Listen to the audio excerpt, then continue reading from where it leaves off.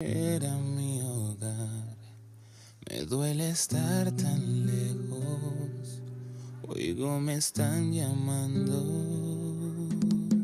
Madre, no llegaré a la hora de la cena, aparecí en un lugar que no era mi hogar, dicen que ven mi cuerpo, oigo me están llorando. Volvió el monstruo que acecha, el que despoja las tierras y el que pudre las cosechas. Tiene la mirada fría y carece de empatía. Su apetito es insaciable, tiene la panza vacía. No cree en edades, ni dogmas, ni formas, ni normas. Destruye lo que ve y no se conforma.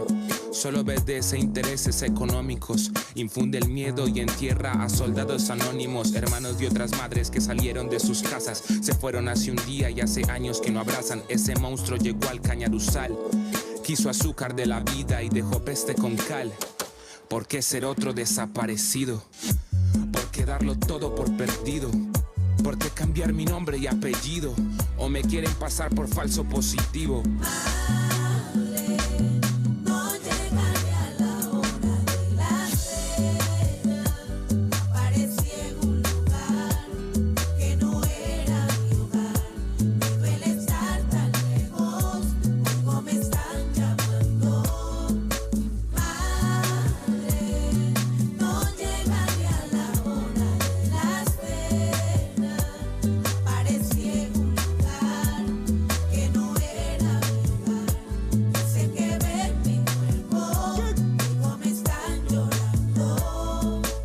Hay sangre en la arena y esta vez no es del torero. Son 5 chicos que salieron pero nunca volvieron. Uno de ellos resistió de una manera inexplicable para señalarle el camino y que lo pudiera encontrar su madre en medio de una escena con respuestas e impotencia y unos cuantos que no se entendía qué hacían allí. El dolor de familiares impulsados por el miedo, queriendo llevar sus hijos sin saber si podrían salir con vida a contarle al mundo lo ya sucedido. Si esta madre no se atreve, todo estaría perdido y estaría en archivo y otra historia para contar del país con la clase obrera que se muere en la impunidad. Sangre, hay sangre en unas manos ajenas. Si me convierto en canción, solo recuérdame feliz. Aquí no pasa el tiempo, no hay pena o sufrimiento.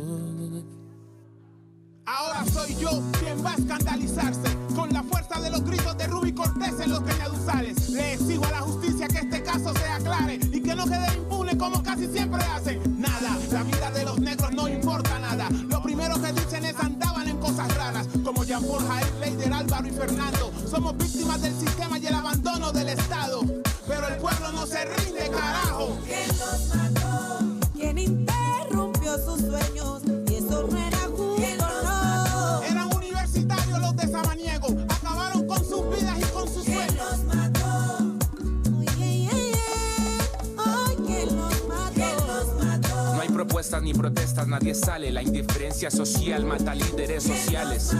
Pido justicia. Oye, ¿quién los mató? Las masacres en el Urabá, por esos crímenes atroces, ¿quién va a pagar? ¿Quién los mató? Quedaron males son las madres, son los hermanos también. El miedo acorrala, el llanto de una madre hace más eco que una bala. ¿Quién los mató? No más farsas ni fachas, no se olvida el dolor de las madres de Soacha. ¿Quién los mató? ¿Hasta cuándo esta guerra que cobra vidas inocentes? Madre, no llegaré a la hora de la cena, aparecí en un lugar que no era mi hogar, me duele estar tan lejos, como me están llamando. Madre, no llegaré a la hora de la cena, aparecí en un lugar que no era mi hogar, dicen que ven mi cuerpo, oigo me están llorando. Madre, ¿te acuerdas que te hablé de las estrellas? That's where you train the elites. No, I'm joking. It's terrible, but yeah, it's a settler colony. That's exactly how I describe it. It's literally like a settler colony. We suck up all the resources.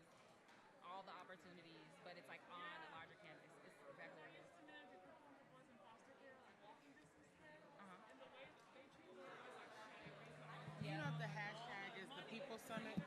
Yep. Yep. Yes, I am.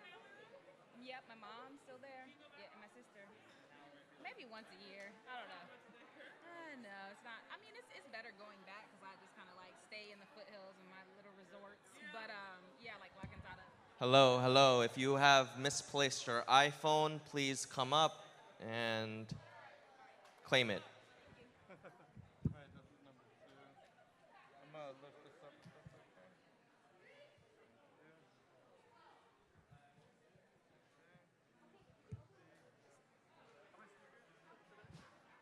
I want to say, I thought there were 4. The moderator will be here, but I'm not certain. 5, okay.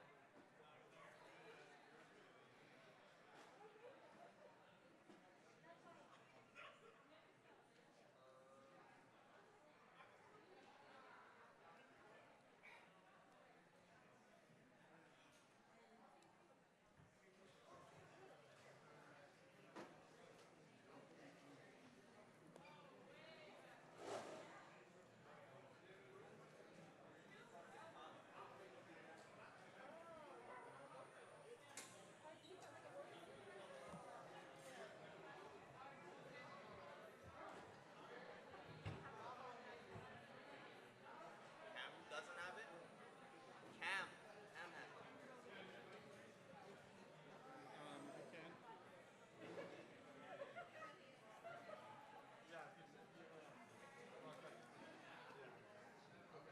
Cam, you have to start.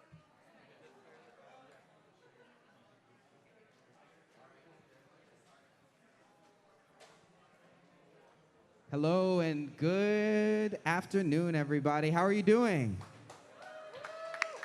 That's right. We're really excited to bring you an amazing panel. We are going to be starting now. So if you have friends who are outside, text them, come on back in. And if you are standing on the sides, please, find your seats. Come as close as possible as you'd like, as close as you're comfortable with, okay? So, my name is Cameron Hurt. I'm here to introduce a very special guest. We're very excited to introduce someone who's joining us all the way from Berlin. Someone who's joining us as a great friend of the people, someone who is supporting the people's movements around the world, Sevim Dadelen. Sevim Dadelen has been a member of parliament for almost 20 years, since 2005, for the left party, Die Linke.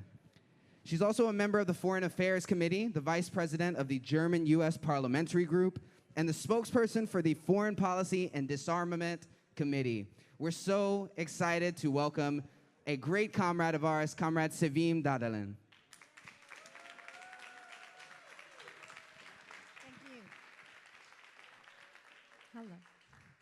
Hi, everyone. Thanks a lot for all the organizations who are organizing this great summit and this great response to the state summit of Joe Biden just here in the city. And I think I want to thank you on behalf of the Left Party in Germany for organizing this such great event.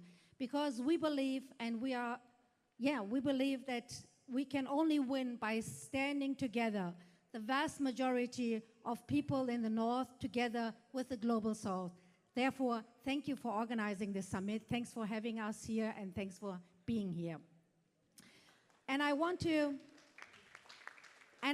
start with the issue regarding Julian Assange. The US Secretary of State has now warned of an ongoing threat to press freedom in Latin America. However, at the same time, Antony Blinken wants journalist Julian Assange to be extradited to the US and to be buried alive in prison here. The malicious double standard on the part of the US administration is not acceptable.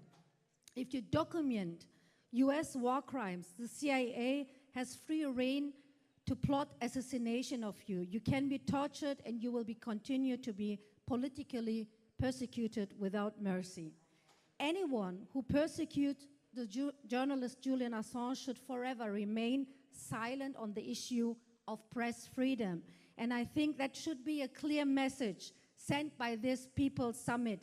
We are no longer prepared to accept this dangerous double standard by the US administration. The fight for Julian Assange's freedom is the fight for freedom itself, dear friends.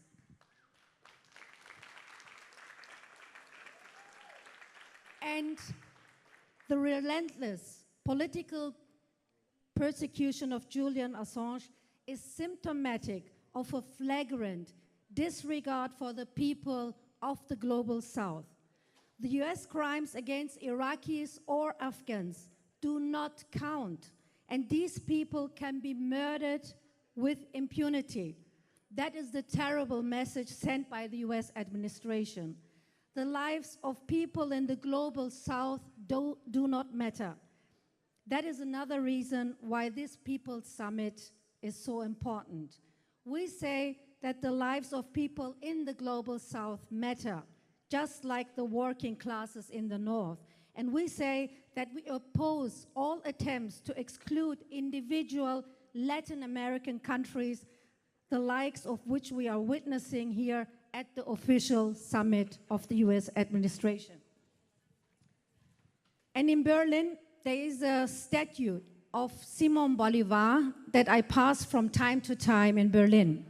And the base of the statue bears the following inscription: Simon Bolivar lives on his work. He lives on in the community of the peoples of Latin America. Simon Bolivar's message was that of Latin America's independence from colonialism of Europe and US domination. And with Simon Bolivar, we say today that the politics of the landowners and the colonizers must finally come to an end. Those who stand up for the emancipation of the working classes in the North must stand up for the emancipation of Latin America in the global South. And it is appalling that Russia's war in Ukraine, which is a violation of international law, is now also being used to consolidate NATO's global domination. But this war cannot be understood without the constant expansion of NATO right up to Russia's borders. At the same time, due to the massive arms deliveries made by the US and Germany as well, the German government, a highly explosive proxy war is now being waged in Ukraine, which runs the risk of degenerating into a world war.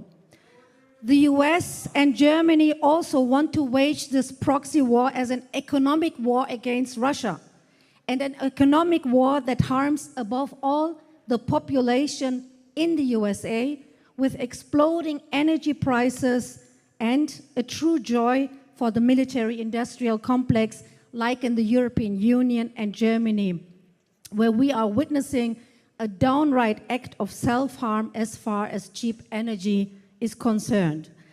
The German federal government has also launched Germany's biggest rearmament program since the end of Second World War, to the tune of an additional 100 billion euro, while hunger in the world is exploding and precious little is being invested in climate protection or renewable energies.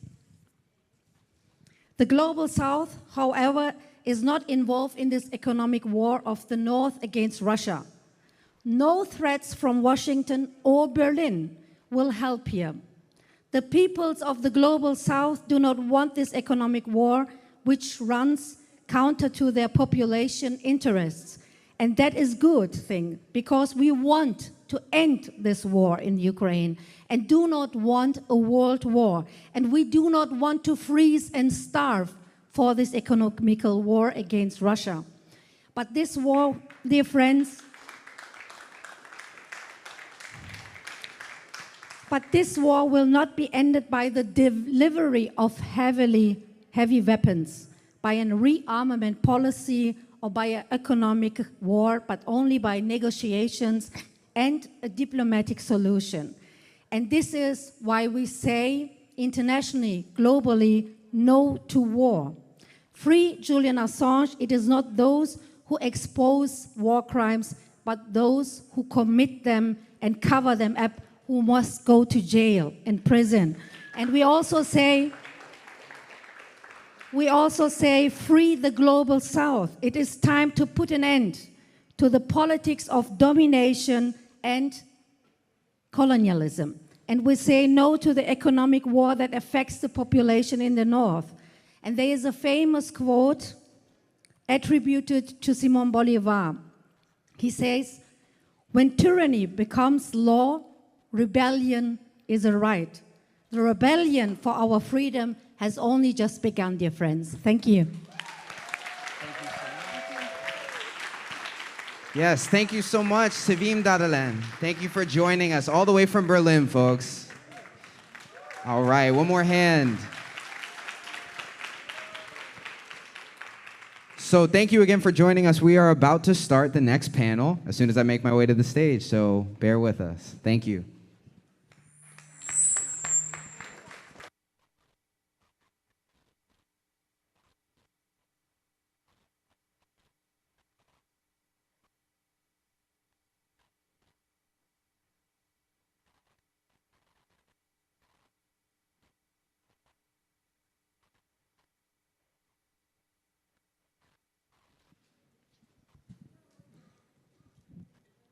All right, how's everybody doing? Good? Well, I want to give a huge welcome to everybody. Thank you for joining us for day 3 of the People's Summit for Democracy. Give a round of applause for everybody.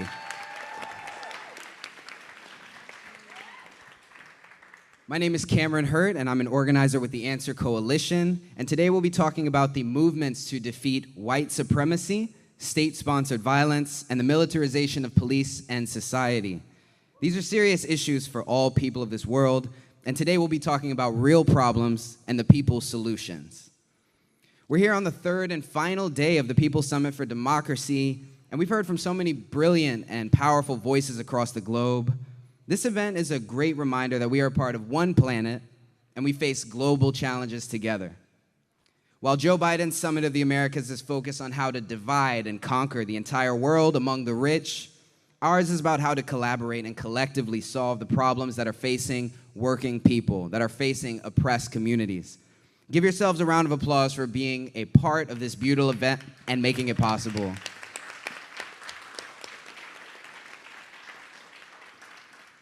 So the reality is that this continent has been plagued for over 500 years by the terror that is known as white supremacy. It's an illogical system, a violent system, and a system that serves a main purpose to divide and conquer, to reap more and more profits from the oppressed, and to continue that legacy of domination. This hatred is not natural. It isn't biological. It's a machine that's fed every single day by propaganda from the education system, to the media, to the neighborhoods, and to the politics of this country and this continent. The common thread of all these systems and these sources are that they are controlled by the elites, they are controlled by the rich, they are controlled by the wealthy.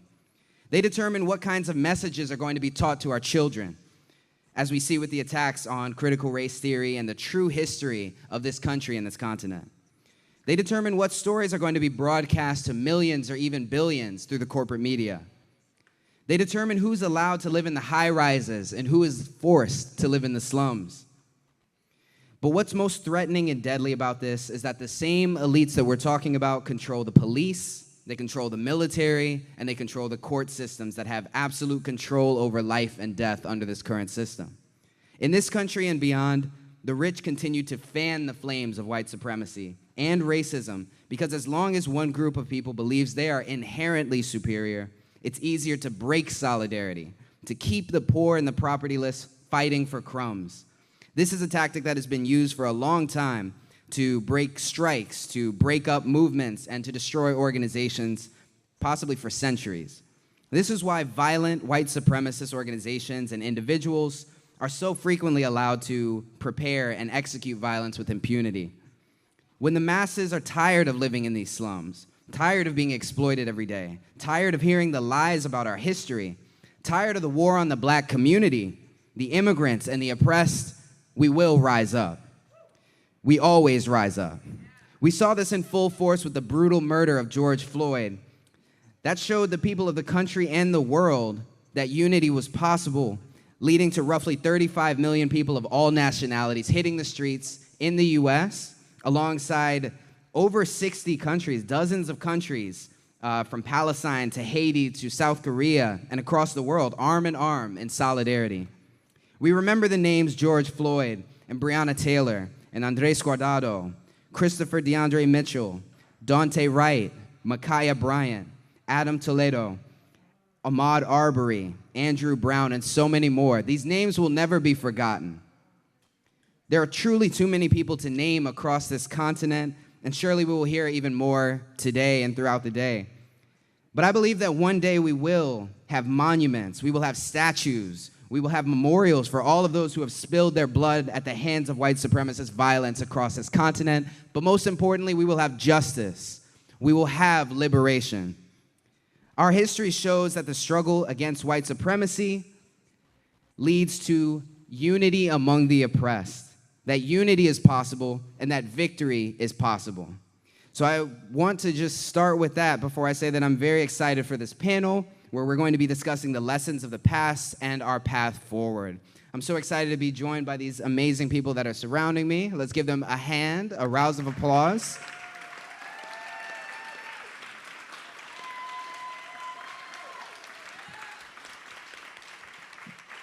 We're going to be starting with a video, but first I'm going to just briefly say the names of the folks joining me. We have Rafael Gonzalez Morales, joining by video. We have Dr. Charisse Burden-Stelly. We have Christian Delgado, Nekima Levy Armstrong, JD, and Kyla Hartsfield.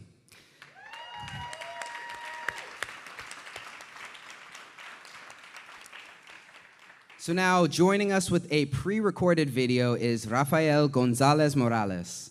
He is a professor and researcher at the Center for Hemispheric and United States Studies. Morales has a law degree from the University of Havana and a master's in international relations. He teaches on national security issues, specializing in information analysis, and he conducts research on the shaping of U.S. foreign and security policy. His texts have been published in Cuba Debate and the Latin American Context magazine. He has published 2 books with Ocean Sur, United States and the 4G War Against Venezuela from 2019, and Bolsonaro and Trump, 100 Days of Alliance Against Our America from 2019. Let's give a round of applause for Rafael Gonzalez Morales, joining by video.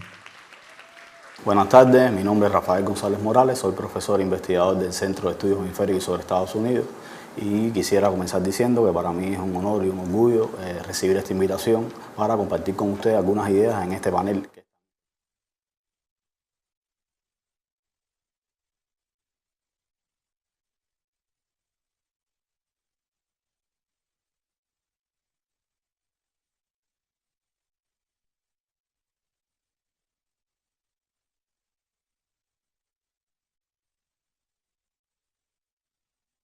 These armed militias today, we are talking about 300 militia groups comprising between 20,000 and 30,000 members. This map shows the level of activism and dynamics, which is quite a lot and comprises almost all of the states of the U.S. with a significant level of activity.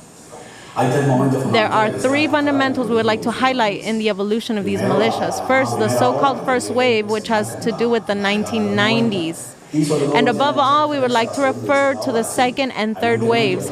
That is, there is a significant increase in armed militias with the election of President Barack Obama, and the moment of greatest significance is in the so-called third wave, which is the election of President Donald Trump, where they took a very strong manifestation. We would like to highlight some elements that have to do with the ideological conception of these armed militias. First, they conceive that they have had traditional enemies. One of the traditional enemies is government and everything to do with gun control policies. But in the recent past, that is 4 or 5 years ago, they have constructed a new enemy, which is considered to be the immigrants of the U.S., left with left-wing protesters and progressive movements. From the point of view of, there are 4 significant groups, and they explain a little bit of the violence and their aggressiveness. They have to do with being geographically distributed in certain places and certain locations. They have a hierarchy, a strong component of military training, and they also have locations where they practice shooting and armament in the extended use of violence. In addition, and at this moment, they are using groups of mechanisms aimed at disassociating themselves from the control of the state in the process of inflicting their violence. Here we showed on the map between activism, May 24th and October 1970, the U.S. presidential election of 2007, we see a significant level of activity. We would like to refer to the most active ones. Thus, the so-called manifesto militias are divided into 2 large groups, the Oath Keepers. Most significantly, they originated after the election of Barack Obama. Therefore, it is a response to the African-American president in the United States supposedly going to increase controls regarding the firearms in the United States. Here we can highlight that they advocate and have ties to the Ku Klux Klan. Also, they stated in 2020 to be openly supporters of Donald Trump. In the case of Oath Keepers, I would like to highlight various dangerous elements. The members of this militia are active and retired members of the U.S. security, the police, and the armed forces. Here we show on the map the level of positioning in the states of the U.S. and almost all of the states. And we would like to end with the movement called Streets Movements, which are very violent. Within this group are the Proud Boys Patriot Prayers. In the case of Proud Boys, they originated in September 2016. It is a militia that emerges primarily focused on basically protecting Donald Trump in practical terms. We are talking about a youth movement that has a fascist orientation and are for Trump. 40 of its members were subjected to judicial proceedings for the events of January 6th, and at this minute it has 72 active chapter structures in the United States, which is evidence of its constant growth. How does the American public perceive these militias? According to more than 50% of the American public consider these militias a threat to the United States. In fact, 33% consider it an immediate and very serious threat. One of the peculiar elements that is happening in private militias and their operational capacity is that it is not possible to determine their presence on social platforms. Yes, we are talking about that they are using several alternative platforms like Parler, Signal, Telegram, and MeWe. And I would like to finish with a sentence that describes how dangerous this group is and how sometimes it is not very visible. And I would like to say, if it's possible, in English. Los miembros quizás están planificando acciones y están aumentando la seguridad en sus plataformas de Internet que sean más difíciles de monitorear. And we would like to close this with a segment that we consider very important, that these militias of these sectors of the Cuban American extreme right, and here we would like to make a connection. In South Florida, a very small but very active community of Cuban Americans systematically promotes hatred, violence, and historically planned terrorist activities against the Cuban people. Precisely, there is a group of conditions that emerge, and in that sense created conditions to emerge in that segment certain elements of the Proud Boys militia. I would like to comment on the leader of the Proud Boys. Our militia, Enrique Barrio, is Cuban. Born in Miami, he is a member of the Republican Party, and as you can see in the presentation, between 2018 and 2020, in 2018 he declared himself a national leader of the Proud Boys, and in 2019 spearheaded everything that was called the Latinos for Trump movement, which emphatically and in an intentional way promoted everything that has to do with Trump's agenda and his chances of being re-elected. And in 2020 he even became involved in a political race with aspirations to run for a seat in the 27th Congressional District of Florida. Here we show the evidence of the Republican machine and the level of figures close to Donald Trump, such as one of his sons, and also with anti-Cuban, Cuban-American figures like Ted Cruz and then Florida Governor Rick Scott. We would like to point out that this movement in South Florida was gaining a lot of momentum, and we would even like to refer to and culminate with this in the New York Times. In a recent article, they explained that in the Miami-Dade County Executive Committee, practically a dozen members of that committee are active militants of Proud Boys or were members of this private militia.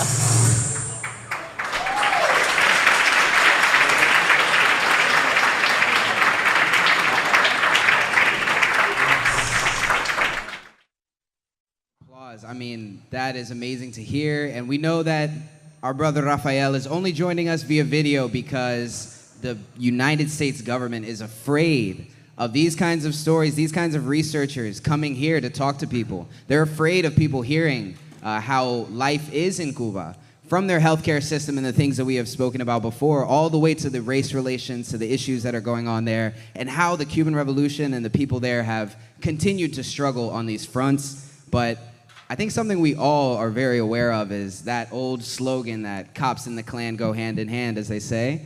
We see that there's not just a connection between those groups, but significant overlap, to say the least, right? So once again, let's give a huge round of applause for Rafael Gonzalez Morales.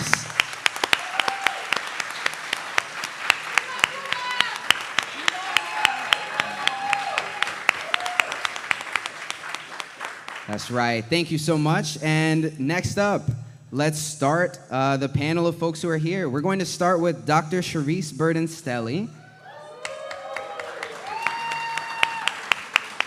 Dr. Charisse Burden-Stelly is an associate professor of African American Studies at Wayne State University.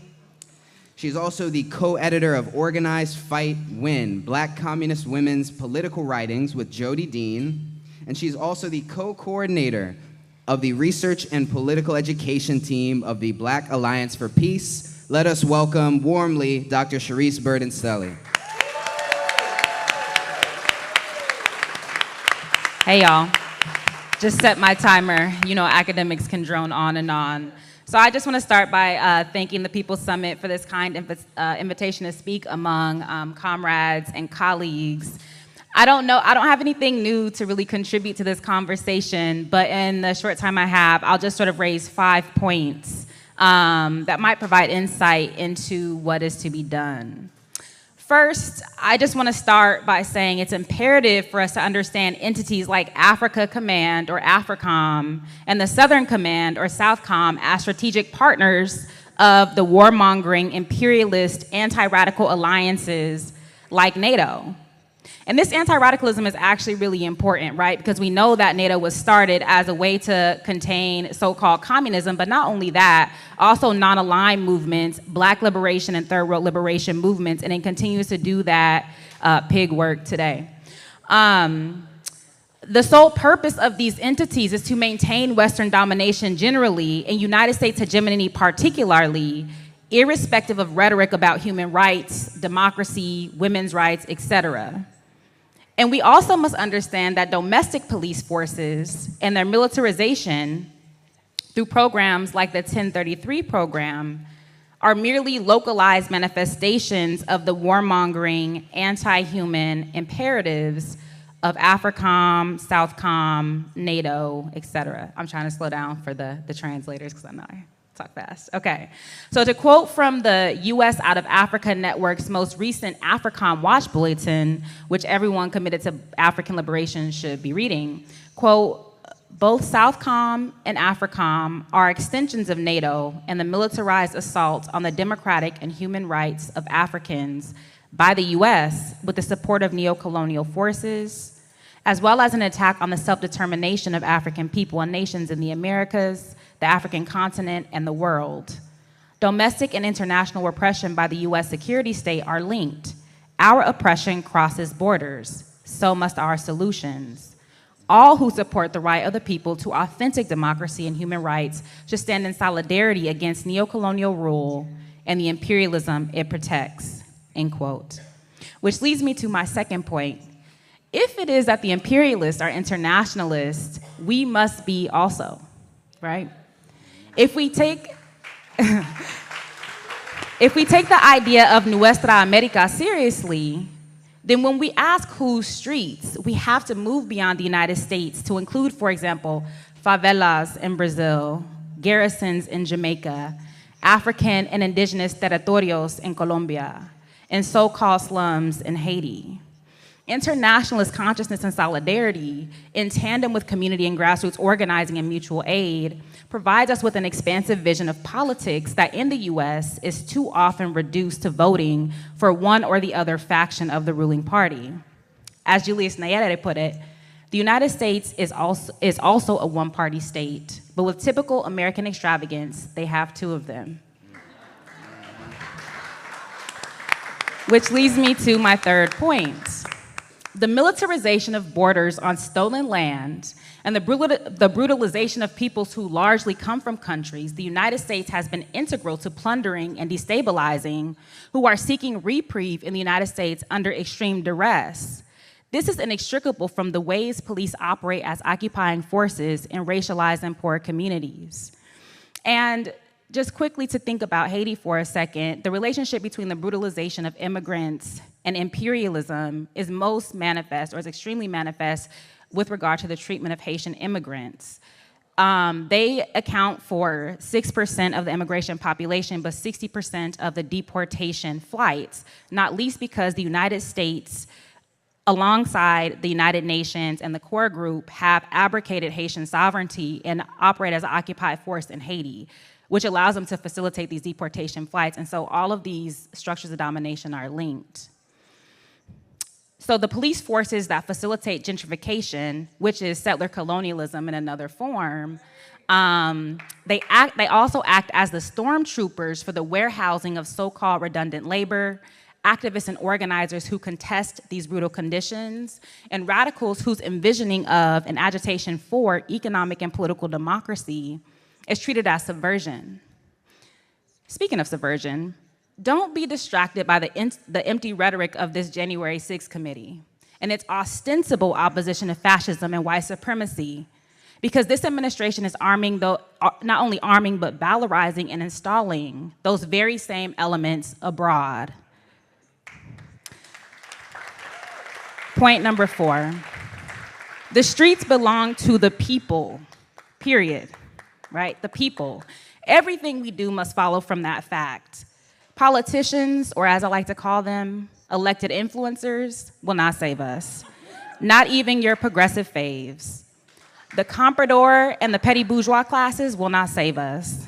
Celebritized activists who position themselves in front of or above the people will not save us. Academics, least of all those who have not committed in word and deed to being guerrilla intellectuals, will not save us. In fact, in his text, Groundings with My Brothers, Walter Rodney states, the Black intellectual, the Black academic must attach himself to the activity of the Black masses. Black intellectuals, all of us, are enemies of the people until we prove otherwise. So we need to cultivate more comrades, not more so-called leaders appointed by God knows who with accountability to nothing and no one but getting a bag. This also means that we must not only join organizations, but help to build up those organizations and model the ethical ways of relating to ourselves, our comrades, and our responsibilities in those organizations, right? When we trust the people and question those who purport to represent them with the same force that we currently fear the people and elevate those who purport to represent them, the basis for building a new society can be actualized. Which leads me to my final point.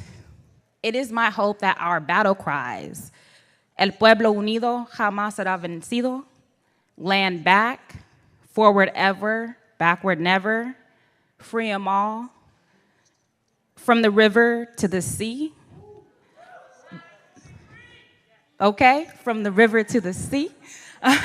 By any means necessary, Cuba sí, bloqueo no, I can't breathe, US out of everywhere, and my organization, no compromise, no retreat, right?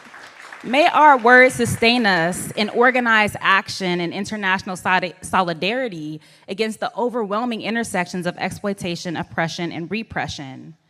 Because in actuality, we can defeat capitalism, imperialism, neocolonialism, heteropatriarchy, white supremacy, warmongering, and ecological degradation, and all of their extraordinary and quotidian manifestations.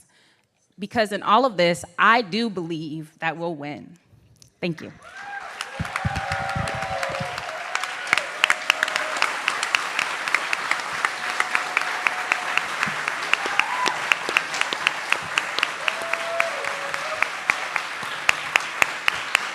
Yes, thank you so much, Dr. Charisse Burden-Stelly, a true guerrilla intellectual, yes? Absolutely. I believe so. There we go, there we go. Well, thank you so much for that. I really loved the fact that, as we have to, you know, this conversation started and was centered around Africa and the United States and their continual drive for domination, pushing to continue to conquer Africa as well. And I love that Julius Nyerere quote as well. I just want to bring that up because we all know that the United States is the worst of the one-party states in the world by far. Now, with that, we're going to continue with the panel. We're going to go to Cristian Delgado, who is a social activist and leader in the Marcha Patriótica movement, which is a meeting place of organizations and struggles in Colombia who have decided to exercise their own politics. Marcha Patriótica aspires to be an organized expression of the movement of resistance and struggles of ordinary people from all corners of the country who, despite adversity, fight for a dignified and sovereign homeland. Delgado is a lawyer and specialist in administrative law from Universidad del Cauca.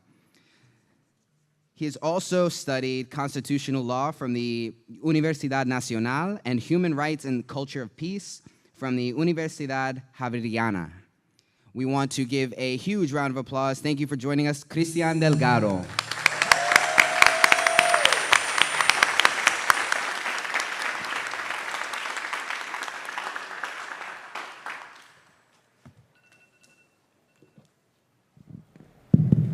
Bueno, buenas tardes. Good afternoon to everyone. Todas y para todos. I am grateful to the organizers of this gathering for the invitation to participate, and greetings from all my compañeros and compañeras, indigenous folks, black folks, farm workers, from popular sectors, students, and women that day to day we resist in Colombia.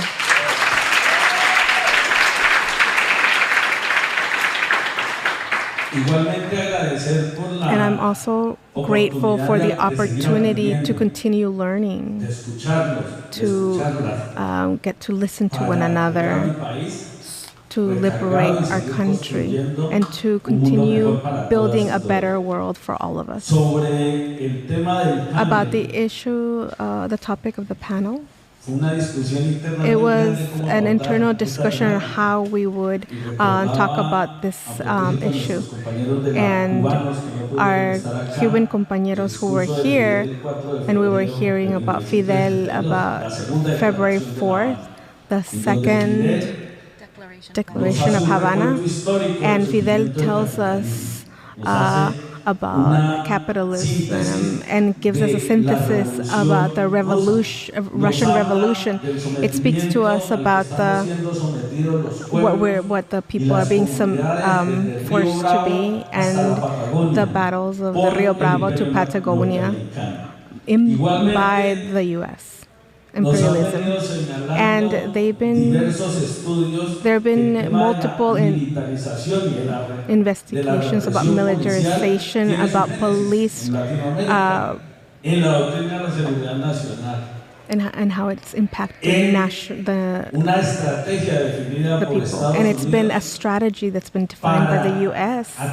to attack a certain way of thinking. and in the current time it's communism. Today, being progressive and Democrats of this continent. In the case of Colombia, in 1962, there was a general from the U.S. came to my country to create paramilitary structures to persecute our compañeros that were communists at that time. From then on, there was a strategy generated of a dirty war and of violence that was physical and structural, and that it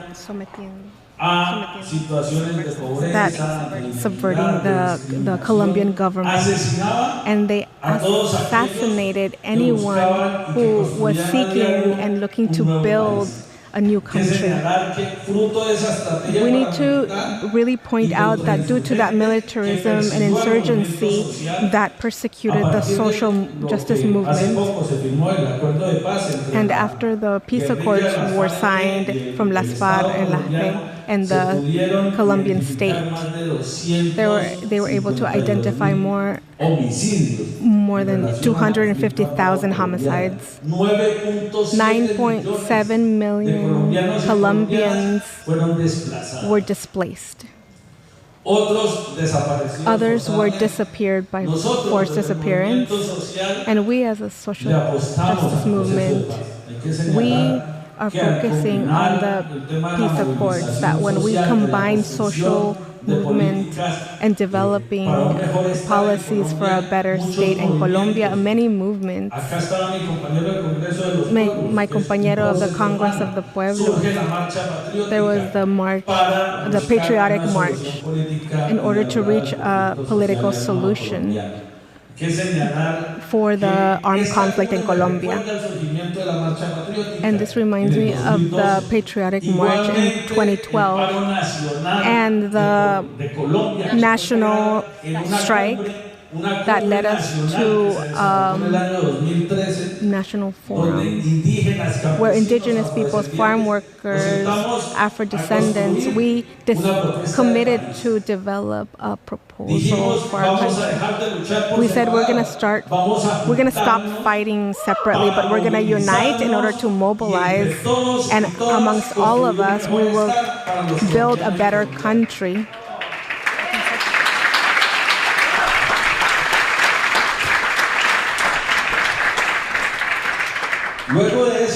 After that came a peace process, not only with the FARC, but also with the ELN, the Army for National Liberation. So one of these armed forces continued and accomplished a peace accord. And unfortunately, in practice, it has been left vacant, empty. Let me repeat, there were no peace accords implemented. But in addition to that, within my country, a genocide was initiated against the people who are advocating for human rights. So to this point, 134,000 of my comrades have been assassinated. As of me being in this summit, 4 comrades have been assassinated. 1 indigenous, 2 farm workers, 1 Afro-descendant, and one of them was part of the LGBTQIA+ community. Just in my country, these are the people who are being massacred. But in spite of this and all of the situations that we face, we continue creating resistance. We continue building resistance.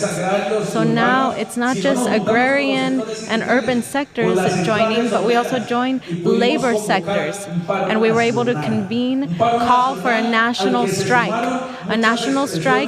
in which many groups joined forces that were informal, unincorporated organizations, people that don't have affiliations to organizations. They joined this national strike that we convened for the defense of human life, for land, for democracy and peace within my country. So we need to highlight and emphasize that this national strike, maybe if maybe it didn't have like a concrete materialization, it served its purpose to help us organize ourselves. Secondly, it helped us continue to build unity amongst those of us who are most marginalized. And third, it helped us to re-energize this resistance, this struggle for resistance, and redirect it into a struggle for political power. So today the social movement goes hand in hand with political sectors in Colombia. We are so close, on the brink, to becoming part of the government in Colombia. We are pushing for organizations to be part of this government, take power in our government. And so today we see a threat, the threat of military intervention, which serves a purpose to destabilize these popular social processes that have started. So we need to highlight that here in the United States, the right-wing candidate is allied with some of the right-wing politicians that are allied in Colombia with political forces that assassinated the political leader in Haiti. And so we need to make that connection as well of the forces that joined to assassinate the mayor, one of the mayors in Paraguay. And so I'm summoning you all to convene and unite, because another world is possible.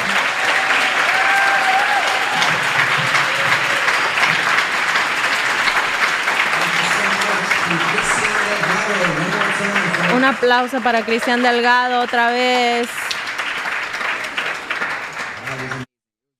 Excellent to hear that, because we know that even before the time of colonization, the history of the Americas has been connected. It's been a long connected history, and through political assassinations, through so many threats on the current campaign, through the masses of Colombians hitting the streets, we see that the people of Colombia will never give up. That's right.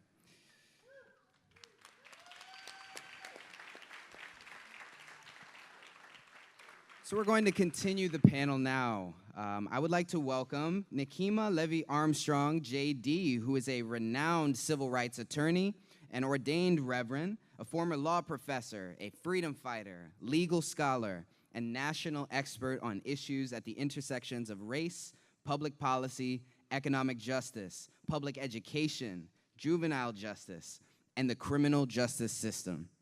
She is the author of several articles and essays focused on racial justice, poverty, incarceration, and the war on drugs. Nekima is currently the executive director of the Wayfinder Foundation and founder of the Racial Justice Network in Minneapolis. Please welcome Nekima Levy Armstrong.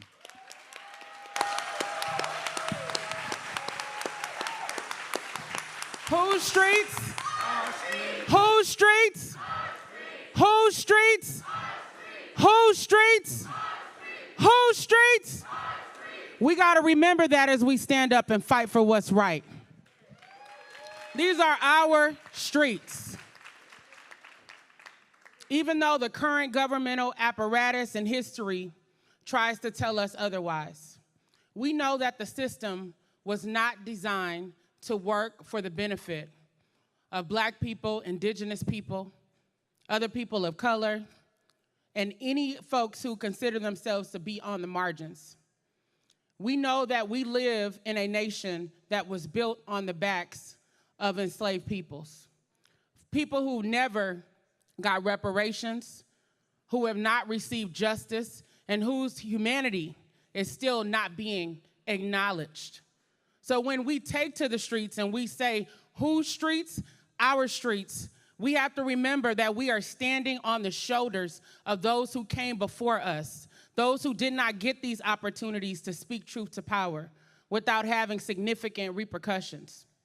So I want to take us back a little bit and talk about some of the issues that we are dealing with in our society, as well as some of the solutions that I think that need to come forward.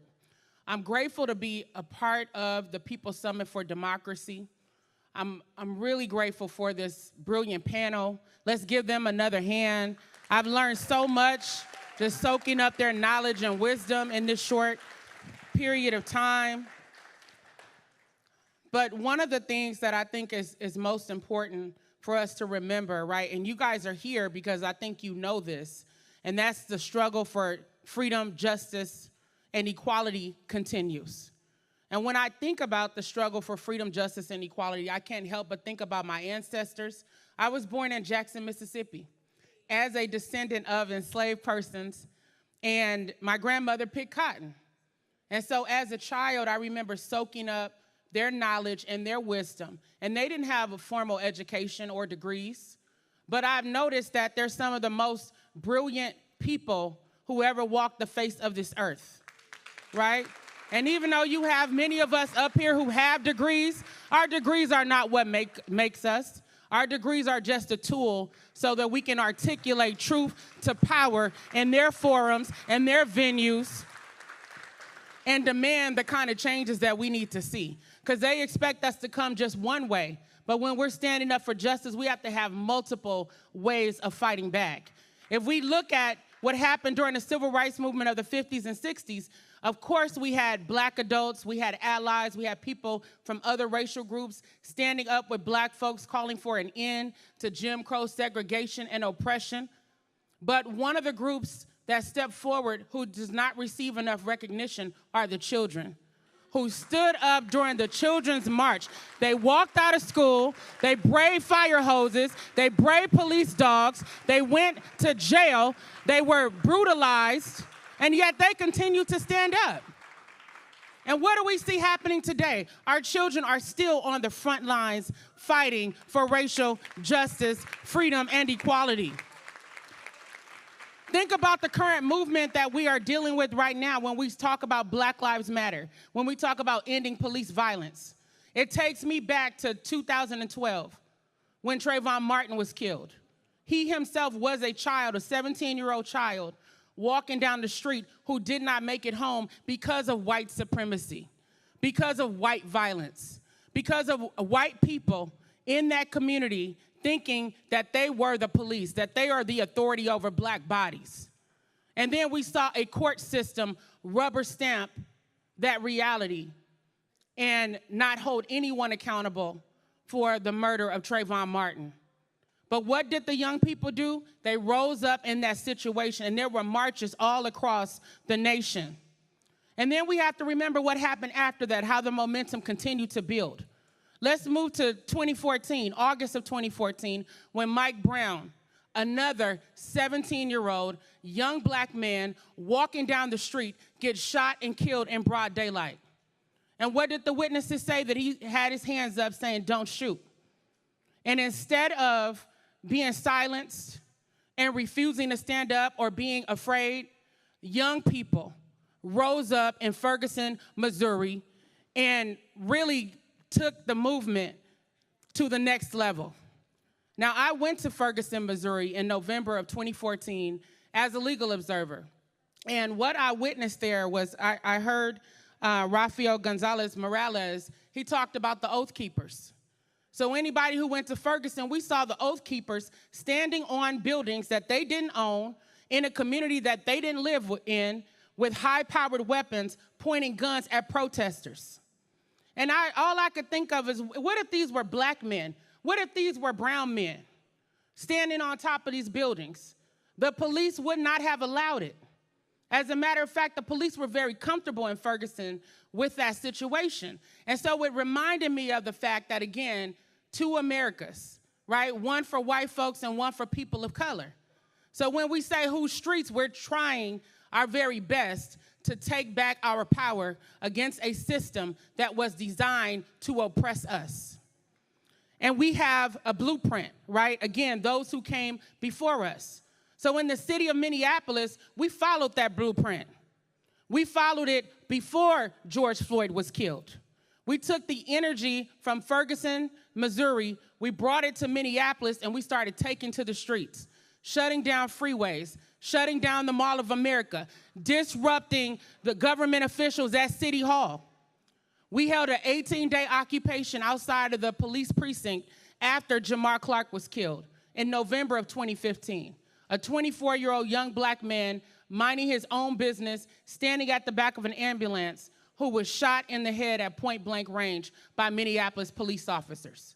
Now, anybody who's been to Minneapolis, you know how cold it is. Freezing cold. But guess what? That didn't stop the people. We stayed outside day and night for 18 days, standing up for justice for Jamar Clark. We refused to leave. We refused to be silenced. We refused to sit on the sidelines. We refused to stay in our place. And then what happened less than a year later? Philando Castile was killed. And what did we do? We went outside of the governor's mansion 21 days and held an occupation. People camped out there trying to get the attention of government officials. And after that, more people were killed, and we continued to rise up.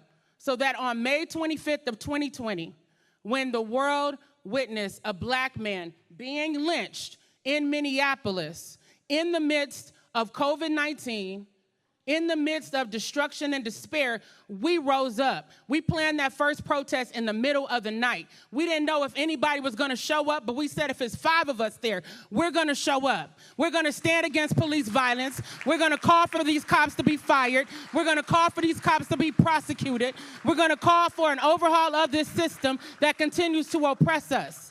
And thankfully, not just 5 people showed up, thousands showed up. And not just Minneapolis, but across the state, across the nation, across the world, of people being energized to stand up and fight back and ask the question, whose streets? Our streets. So we have to take that same energy as we move forward into 2022 and beyond. Because some people got comfortable after Derek Chauvin was convicted. Some people went on back to business as usual as if it wasn't happening, but as black people, we can never go back to business as usual. We are constantly under the threat of state violence and abuse and laws being passed that continue to oppress us. So we have to rise up. We have to stand up. We have to wake up. We have to remember that our work is far from over. Those who have come before us, their blood is crying out from the ground, calling on us to take action. If not now, then when? If not us, then who? Whose streets? Whose streets? Whose streets? Whose streets? So my time is about up, but what I want to do real quick as I conclude is say that, number one, the 1033 program, which was mentioned earlier by my colleague on the panel, that is the program that allows police departments to receive high-grade military weapons from the U.S. government. That program needs to be completely repealed, overhauled. All those weapons need to be brought back to where they came from and destroyed. They don't need to be used in our inner city communities, black communities, Latino communities, Asian communities. They don't need to be used anywhere. They need to go back where they came from. And along with that, we must renew our call to end the war on drugs. I know we out here in California where you can get that kush, you can get whatever you want, but as you're partaking, remember there's people behind bars for the same damn thing that we're able to do today because white businessmen decided that they wanted to make money, that the government decided they wanted to collect taxes, but it's been on the backs of black and brown people still behind bars. So the war on drugs must come to an end. All power to the people. Thank y'all for having me.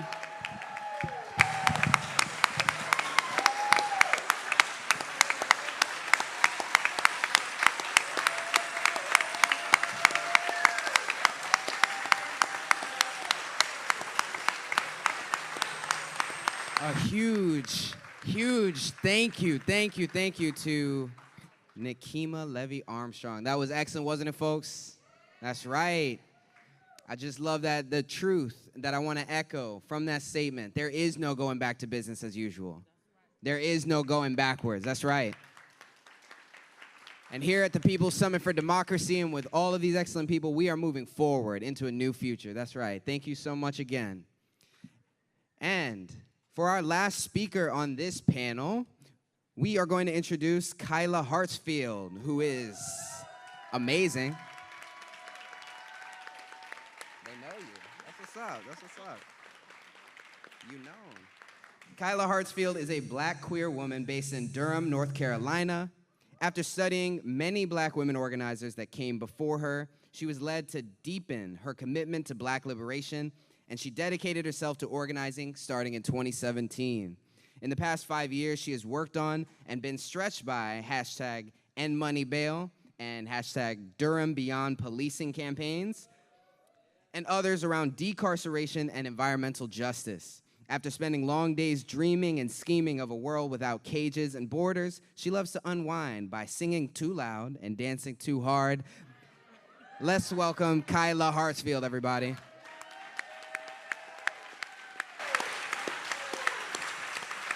Hi, everyone. Thank you so much.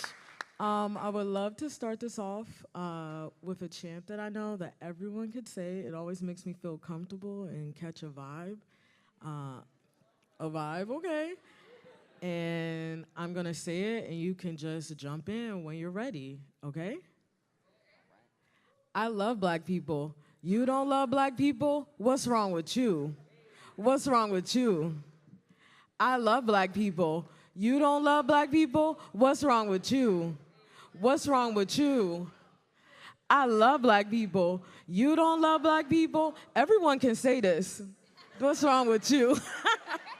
I love black people. You don't love black people? What's wrong with you? Let's say it one more time, and I really want to feel how you love black people. I love black people. You don't love black people? What's wrong with you? What's wrong with you? Thank you. So my name is Kyla Hartsfield. I use she, her pronouns. I'm based in Durham, North Carolina. I'm Southern. I'm an organizer, a sister, a daughter, a friend, a comrade, a forever student, and a member of BYP 100.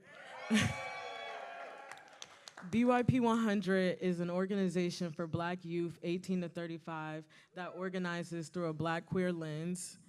We have had campaigns around defunding and abolishing police and prisons, as well as combating and ending gender-based violence. If you would like to know more about our organization, which you should, there's 2 rows of members right in front that you can ask more about. Today, I want to start off talking a little bit about myself and organizing as well as safety. I first started imagining myself as an organizer in summer school of 2017 at North Carolina Central University in a class called Black Women in Activism that was taught by Dr. Muhammad. Every single article we read about black women organizers talked about them changing their communities, but also talked about how while changing their communities, they gained self-transformation, dignity, self-esteem, self-love, and how you cannot do this work without being transformed. The first campaign that I worked on was in Moneyville, where I didn't know I was an abolitionist, but I quickly found out. I worked with an organization called Southerners on New Ground. That's a Southern LGBTQ organization fighting to end the prison industrial complex, which we also call the Big Beast. We saw our positionality in that fight and in the Moneyville in the U.S. South.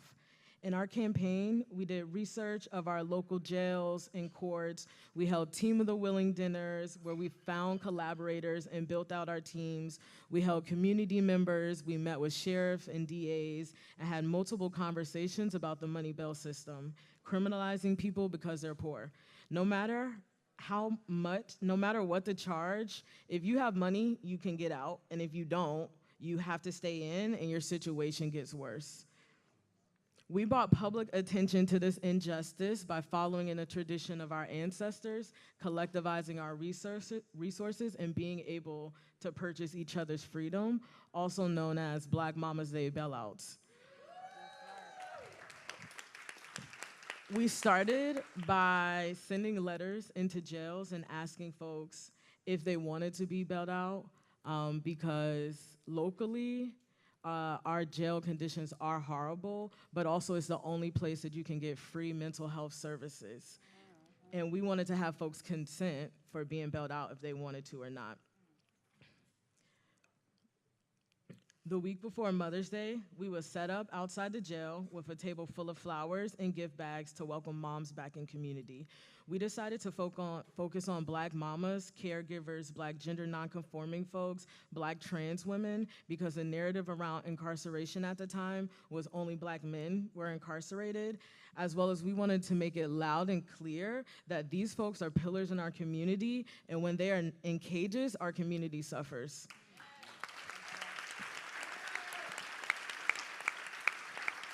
After we bailed out folks, we connected them with social workers that we hired for 90 days and organized court support for each time that they had to attend. And court support looked like giving them a ride to court, arranging childcare, and community members attending with folks to go to their court. When you're about to be booked, a magistrate, which is basically a judge that is in the jail, conducts a risk assessment to identify if a person is a risk to society. And they ask questions of, do you have housing? Do you have a car? Do you attend school? Which are all questions related to class. We flipped it and we would ask folks that we wanted to bail out, what do you need to get back to jail? And we'll hold needs assessments, which folks would say childcare, transportation, a reminder. And instead of spending money on our county jail, the money can be spent on free mental health services, increased childcare, free housing, as well as upping our transportation system. Because in North Carolina, you need a car. Another campaign that I worked on is Durham Beyond Policing, where I joined in 2019. Where I joined to actually close the campaign, but someone found out that the sheriff wanted to expand their budget and hire 70 new cops. And at the time, we were organized through an email thread of 80 people. So someone sent this email thread of 80 people that this is happening, and we organized collectively together to come up with a community safety wellness task force proposal to spend the money on instead, which would be a city-held group of people that would research other ways in Durham, North Carolina, outside of policing that could help keep folks safe. Like, for example, if you call 911 in Durham, the police are gonna come, and especially in multiple situations where folks have struggled with untreated mental health issues, folks do not leave the situation, and there could be situations where mental health professionals are sent to the scene instead of the police.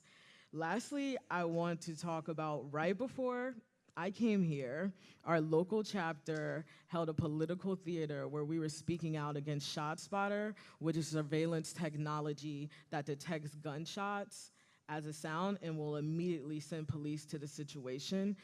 The technology is faulty because it will detect multiple sounds as gunshots, as well as it's used in predominantly Black and brown neighborhoods. And as multiple of the panelists have said, and as we have known, when the police have come to Black and brown neighborhoods, folks' lives are lost. So we have actually, City Council has voted it down twice, and they want to vote it, yes. And Mark Anthony Middleton is wanting to bring it back up again for the third time, and we spoke out against it. And we know that increased surveillance is creating invisible cages where folks are also not able to be free and live their life. And policing, prisons, borders, military, surveillance technology are all packaged to us as things that keep us safe. But in all of these campaigns, we have asked folks what does actually keep them safe, and they have said housing, food, transportation, healthcare, parks, education, a living wage. And We want to divest from prison and invest in all of those things. And I'm asking all of you to get really clear with what are the things that keep you safe? What are the things that keep you and your neighbors safe? And to demand investment in those things, and to demand divestment from policing, divestment from, I will conclude, divestment from policing, divestment from ICE, divestment from prisons, and invest in people. Thank you so much. Oh, I also want, thank you. I would be remiss without thanking my national director, Deidre Jackson, who was with me with my first panel. I was so nervous. She had to do it with me. And she's here once again. Thank you so much. We're so grateful for you to lead us. And it's a blessing that you're leading our organization.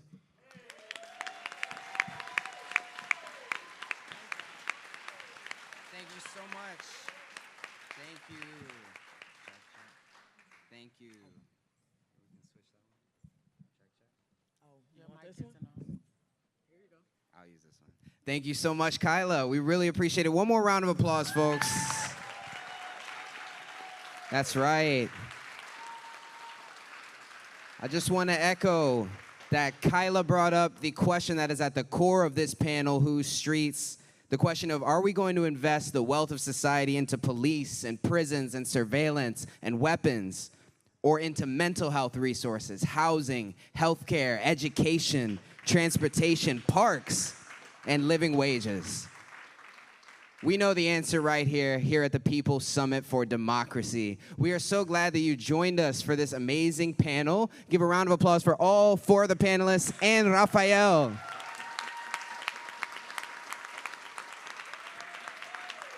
Yes, thank you so much.